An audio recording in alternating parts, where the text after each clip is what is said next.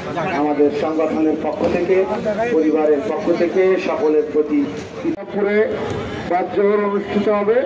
আপনারা সকলেই সেই জানাজায় অংশগ্রহণ করবেন।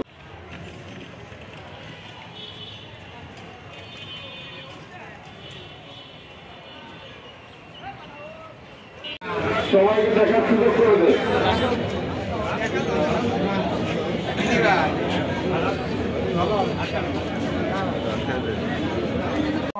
আল্লাহু আকবার।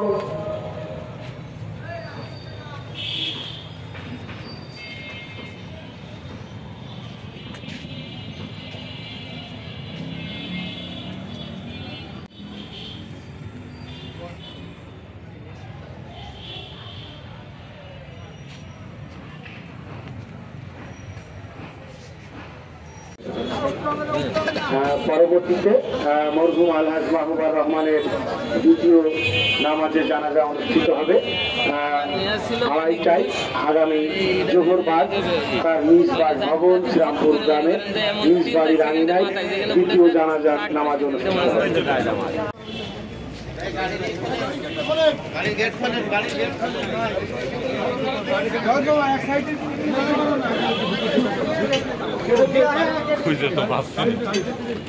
যারা আমাদের প্রিয় মানুষ মরহুম আলহাজ আপনাদের সঙ্গে তার সমাজে আপনারা যথেষ্ট বলেছেন, আমাদের যথেষ্ট পাওয়া।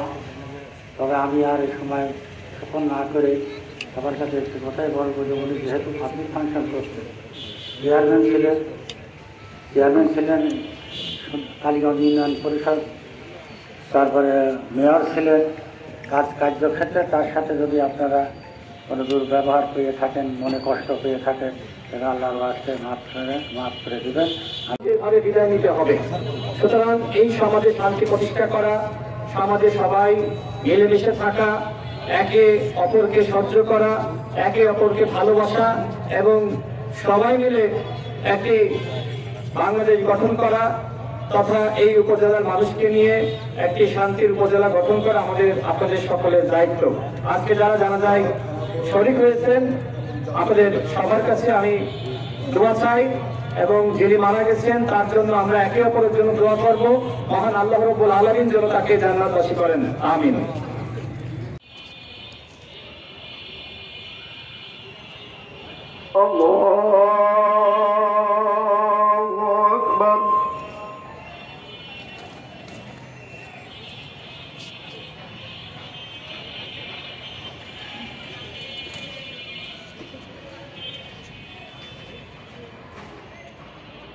কেন্দ্রীয় জেলা এবং উপজেলার নেতৃবৃন্দ, আমাদের সকলের প্রিয় শ্রদ্ধাভাজন নেতা আলহাজ মাহবুবুর রহমানের পক্ষে জাতীয়তাবাদী দল বিএনপির পতাকা দিয়ে তাকে শ্রদ্ধা নিবেদন করছেন, তার প্রতি শ্রদ্ধা নিবেদন করছেন জাতীয়তাবাদী দল বিএনপির পতাকা দিয়ে কেন্দ্রীয় জেলা এবং উপজেলা বিএনপির সম্মানিত নেতৃবৃন্দ। সম্পর্ক শুধু তাই না, ওনাদের বাড়িতে কোনো ছেলে একটা মুসলমানও যদি হয় বা আমাদের বাড়িতেও যদি হয়, তাদের বাড়িতে আমরা কখনো পারিবারিক কোনো অনুষ্ঠান আমরা করি নাই। আর আমি প্রথম 18 সালে যখন এসেছিলাম নমিশন নিয়ে, আমি তাকে সালাম করি, আমার বাপ চাচারা দিয়ে এসে গর্ব করতাম। বাপ ছিলেন না চাচারা, তাকে পাই হাতকে সালাম করিয়ে তারপরে আমাকে মাসে নামাইছিলেন। আমার বাপ বেঁচে নেই অনেকদিন, আমার ছেলে কাছাও নাই, চাচাদের মনে বন্ধু ছিলেন। তা আমরা আপনাদের কাছে তার পরিবারের একজন এবং আমাদের রাজনৈতিক অভিভাবক হিসেবে উনি যদি ওনার কথায় যদি কেউ মিনিমাম কোনো কষ্ট পেয়ে থাকেন দয়া করে মাফ করে দেবেন। এবং ওনার পরিবারের 2টি ছেলে এবং 2টি মেয়ে নাতি নাতনিরা আছেন, সবারই অভিভাবক। ওনার ছেলেরা কিন্তু ফ্যামিলির কেউ অভিভাবক না, উনি ছিলেন অভিভাবক। এই জন্য তাদের জন্য দোয়া করবেন, তারা যাতে ধৈর্য করতে পারে।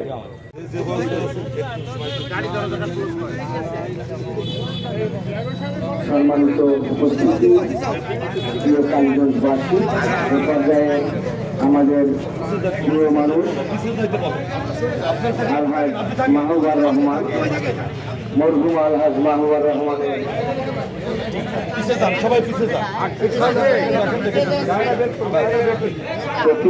দেখা শুরু করবেন কালীগঞ্জ আজকাল একটি প্রিয় অভিভাবক হলো আমরা সবাই সুন্দর বল এই মরুমের যারা শেষে যারা তার দর্শনের জন্য যাচ্ছে তাদের দৃষ্টি লক্ষ্য করছে আপনারা সবাই একে একে সারিবদ্ধভাবে সুশৃঙ্খলভাবে এক পয়েন্টে চলে যান এবং অন্যকে দেখা শুরু করে দেন। আর এই মরুমের দ্বিতীয় জানাজার নামাজ আর লাশবাড়ি গাড়িতে যায় একটু ডান দিকে চাপাই দেন। লাশবাড়ি গাড়ির ড্রাইভারের দৃষ্টি আকর্ষণ করছে আপনি গাড়িটা